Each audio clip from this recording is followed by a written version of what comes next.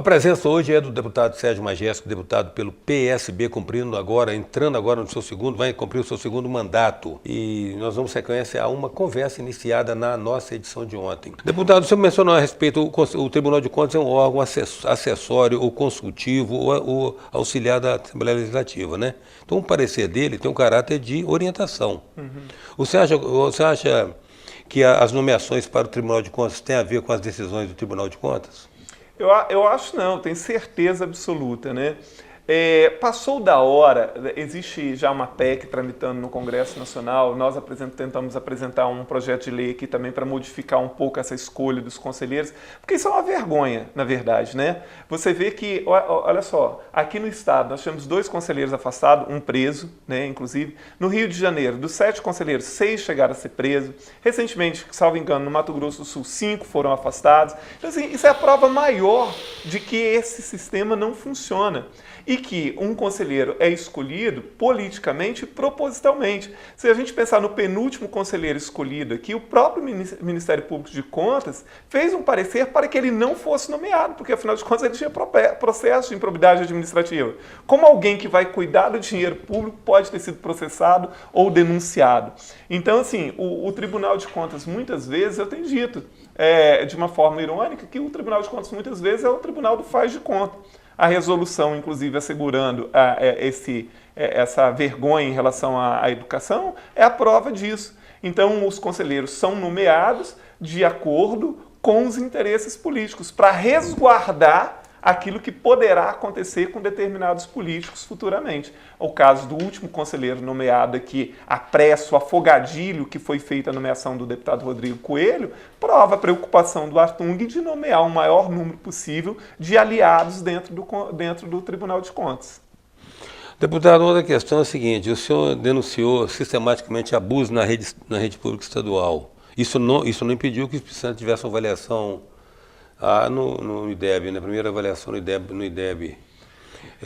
Outra coisa, o senhor percorreu cumprindo, até porque a expectativa do seu primeiro mandato, o senhor era um deputado oriundo da educação e deveria, às vezes, o senhor voltar mais para ela, como tem feito. O senhor percorreu quase 300 escolas. 257 escolas, visitando digamos, a precariedade física, logística. O que resulta dessa vasta peregrinação? Assim, a situação da maioria das escolas no estado é ruim, né? Em termos de estrutura, a maioria das escolas tem... 35% das escolas não tem quadra de esporte, quase 90% das escolas têm problema com rede elétrica, 70% das escolas têm problema com internet, grande parte das escolas tem deficiência nas bibliotecas e não tem bibliotecário também, nem uma pessoa para ficar, pelo menos, nas bibliotecas. A maioria das escolas não tem laboratório de física e química montado, a maioria não tem sala de artes, a maioria não tem uma sala de atendimento para alunos deficientes de forma adequada. Então, assim, os problemas são os mais variados possíveis. E daí vem o fato de que nós temos 60% dos professores no estado que são DTs, né? A falta de estrutura de trabalho para esses professores, o fechamento de 41 escolas no estado nesses 4 anos, o turno noturno que foi fechado em mais de 130 escolas, o turno noturno deixou de existir. E aí, Eustáquio, eu gostaria muito de frisar uma questão. Você chamou a atenção para a questão de que nada disso impediu que o Estado do Espírito Santo fosse primeiro colocado em IDEB. Eu sou especialista em educação, sou mestre em educação, justamente na área de políticas educacionais. Quando a gente fala em IDEB, por exemplo, ou PISA, são avaliações externas, né, chamadas de avaliações externas. Elas são um indicativo, mas elas precisam ser vistas com parcimônia. Primeiro, você só avalia quem está dentro da escola, você não avalia quem está fora. E nós temos 61 mil alunos de 4 a 17 anos fora da escola no estado do Espírito Santo, isso é gravíssimo. Segundo, os resultados do IDEB, eles são passíveis de serem manipulados, sim. O IDEB, ele é resultado de 2 avaliações, da prova Brasil, que é uma prova de português e matemática aplicado, e a avaliação do fluxo de aluno, quantos alunos entram e saem da escola. Se faz uma média disso. Então eu posso manipular esses números, né? Porque, por exemplo, hoje, para um aluno ficar reprovado no sistema público de educação, ele tem que se esforçar muito. O Estado criou uma avaliação externa própria, chamada PAEBS, que é só para gastar dinheiro, que não serve para absolutamente nada. O Estado gasta mais de 70 milhões por ano com isso. Então, para o aluno, e o aluno não é obrigado a fazer isso, porque ele já tem as avaliações trimestrais dele, que é aquilo que conta. Mas para forçar o aluno a ir fazer, porque muitos alunos se negavam a fazer, porque ele não tinha que fazer, ele não era obrigado a fazer, o Estado dá ponto para o aluno ir lá só para assinar o nome. Então, o aluno pode ganhar, por exemplo, 6 pontos em um trimestre, sem que o professor tenha até autonomia sobre isso, a própria secretaria que joga essa nota. Quer dizer, então eu vou mascarando esse resultado final em termos de aprovação, por exemplo. Né? Então, isso é muito importante que se diga. Né? Eu posso também, eu não estou dizendo que isso acontece no Estado, por exemplo, a Prova Brasil, que vai ser uma parte da nota do IDEB, ela é feita por sorteio. Então, vamos imaginar que na minha escola, 20 alunos foram sorteados para fazer a prova. E assim, desses 20, 7 são muito ruins. Como eles não são obrigados a fazer a prova do IDEB, eu também posso convencê-los a dizer, olha, não vem no dia da prova e tal, porque o fato do aluno não fazer não vai zerar a prova, não vai diminuir a nota. Então, assim, eu não estou dizendo que essas coisas aconteçam, estou dizendo que... É suscetível, pode ser. Exatamente, e que elas precisam ser vistas com parcimônia. Além disso, o fato do Espírito Santo estar em primeiro lugar significa muito pouco, porque a média é muito baixa. Então, quando o Estado comemora que ficamos em primeiro lugar, assim, eu estou comemorando que eu fiquei reprovado. Vamos imaginar... O melhor dos últimos. Nós somos 27 unidades da federação, 26 estados e o Distrito Federal. Então, assim, os 27 estão reprovados. E eu estou comemorando que, assim, dos reprovados, eu tenho a melhor nota. Então, assim, eu não estou dizendo que não é para a gente fazer uma reflexão sobre isso, mas não há motivo para essa comemoração. A situação é muito ruim. Deputado, e você espraia, às vezes, o seu olhar de cidadão para outros temas, além da educação nesse mandato seu, ou você está mais focado, até muito a resgatar na educação? A educação, a inclusão de pessoas com deficiência, né? Nós temos também feito um trabalho na questão do meio ambiente e o cuidado com o dinheiro público, né? A fiscalização do dinheiro público tem sido uma tônica. Que é a essência da atividade parlamentar, exatamente, né? Exatamente. Embora seja muito difícil, porque assim, você acompanhar toda a execução do orçamento é muito difícil. O Estado encontra formas de ir mascarando que você precisa o tempo inteiro tá tendo uma atenção muito grande, então muita coisa nos escapa também, porque na verdade quem deveria fazer isso seria a Comissão de Finanças, né? Que como comissão ela teria condição muito maior de denunciar e de acompanhar. Mas as comissões da Assembleia, assim como a Assembleia muitas vezes, atua muito mais como um puxadinho do Palácio Anchieta do que como um poder autônomo e executando a sua função. Presença hoje do deputado Sérgio Majestic. A gente volta já.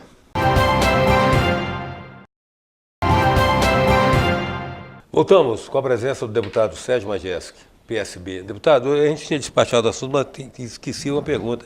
E sua avaliação do projeto de escola de tempo integral, aqui chamado de Escola Viva, velho anseio da classe média que acha que com 30 anos de educação em tempo integral, talvez daqui a 30 anos nós tenhamos algumas mudanças mais significativas e consistentes na sociedade? Olha, se a educação continuar sendo tratada como ela vem sendo tratada, isso não vai resultar em nada praticamente. Por quê? Assim, a luta por uma educação de tempo integral ela é histórica na educação. Isso. Só que o que faz uma escola ser boa ou ruim, ou a educação ser boa ou ruim, não é se ela é de meio período ou se ela é integral. Exemplo, eu trabalhei muitos anos na rede pública e muitos anos na rede particular. A maioria das boas escolas particulares funcionam em meio período e tem excelentes resultados, o que mostra que não é a questão integral que faz ser melhor mais tempo ou na ser escola pior. diário. Exatamente. Então, quando o Estado implanta um regime integral, mas abandona o resto do sistema, como o governo fez, então ele está cobrindo um santo para descobrir outros. Ou seja, exatamente, ele está fazendo um marketing, porque 90% dos alunos estão nas escolas de tempo regular. Então, não seria muito mais plausível, mais real, e que nos levaria a um resultado muito melhor se eu, como governo, desse assistência e estrutura e infraestrutura básica para todas as escolas primeiro, para depois eu dar um passo adiante. Então, o que o governo fez? Ele fez escolas pontuais e abandonou as demais. Então, como eu estou dizendo, enquanto o governo faz uma propaganda imensa de uma escola como o chamado Projeto Escola Viva e dá toda a sustentação para essas escolas, abandona as outras, que não tem quadro de esporte, que não tem internet, que não tem nada. Então, dê a essas escolas a infraestrutura necessária e elas terão um bom rendimento também. E outra coisa, em grande parte das unidades que ele pegou para implantar esse projeto, reduziu drasticamente o número de alunos. Então, por exemplo, escolas que funcionavam com 1.400 alunos, hoje tem 350, 400 sendo atendidos. Os outros tiveram que se virar, indo para outra escola, indo para outros bairros, para outros distritos, enfim. Então, a implantação desse projeto foi feita na base do Afogadilho, que acabou ainda gerando uma série de problemas e expulsando alunos da escola. Então, é um projeto, em grande parte, é um projeto marqueteiro. Eu não estou dizendo que o projeto em si é ruim, mas a forma com que ele é implantado o contexto e, dele, ao mesmo tempo, abandonando o resto da rede, é quase que um crime. Porque, olha só, quando você olha uma escola dessa, né, uma escola viva, então tem assim, tem um processo seletivo diferenciado para professor, aí tem um diretor que não sei o quê, aí tem um auxiliar financeiro, tem um auxiliar administrativo, nós temos o que se chama de PEDDE, que é o Programa Estadual Dinheiro Direto na Escola, que é um dinheiro que para as escolas ter uma certa autonomia, para não precisar de ficar pedindo o tempo inteiro a secretaria que faça. Então, essas escolas recebem 3, 4, 5 vezes mais dinheiro por aluno do que a escola regular. Então, assim, é um marketing gigantesco que o governo fez em cima disso, tapeando todo o descaso e o desprezo para toda a grande rede do Estado, né? Então, assim, a minha crítica veemente contra esse projeto é a forma com que ele é feito e o abandono que se dá com as escolas regulares. O que você está falando é de uma seletividade excludente. Exato, exatamente. Okay? Vamos falar de duas pautas que são afetas ao seu universo também. A questão da ideologia de gênero e escola sem partido, enquanto abordagens curriculares. O que você diz? Olha, eu acho isso um discurso, um debate tão sem sentido, é uma coisa tão patética, é coisa de quem não entende nada de educação. Eu visitei 257 escolas do Estado. Eu não vi ninguém debatendo ideologia de gênero. Eu não vi ninguém ensinando menina a ser não sei o quê. Não vi ninguém falando sobre isso. Eu conversei com alunos, com professor, com diretor, com comunidade. Eu não vi ninguém falando sobre isso.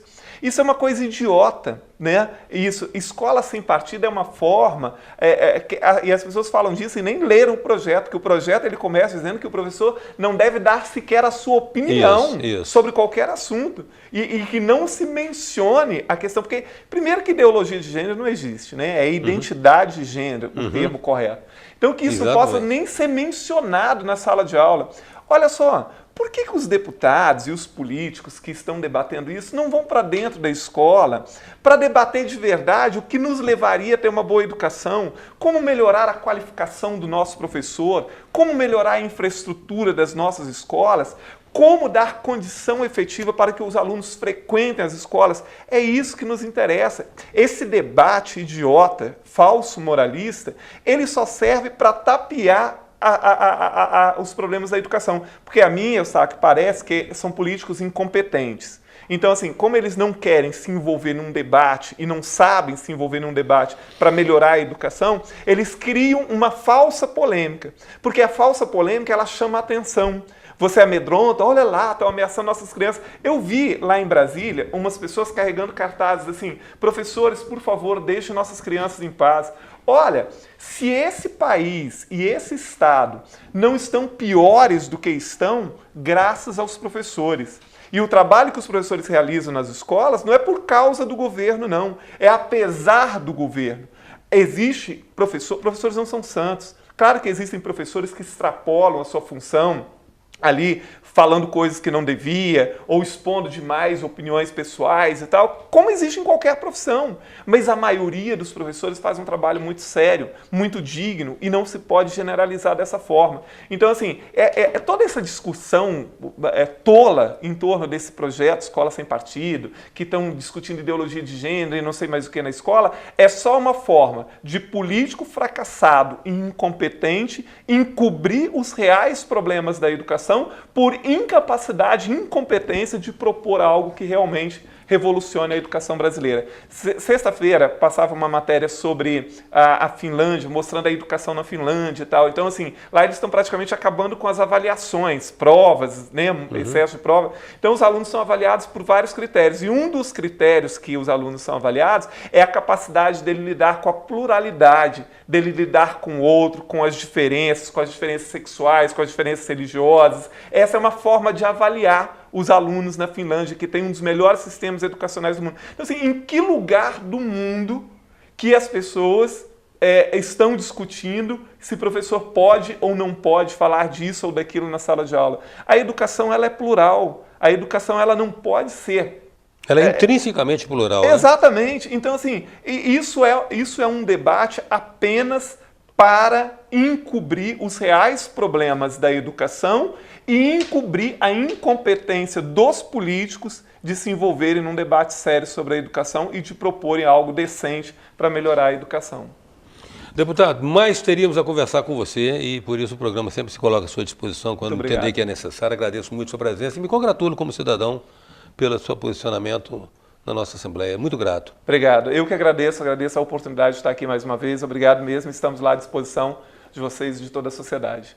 A presença hoje do deputado Sérgio Majeski. Até já.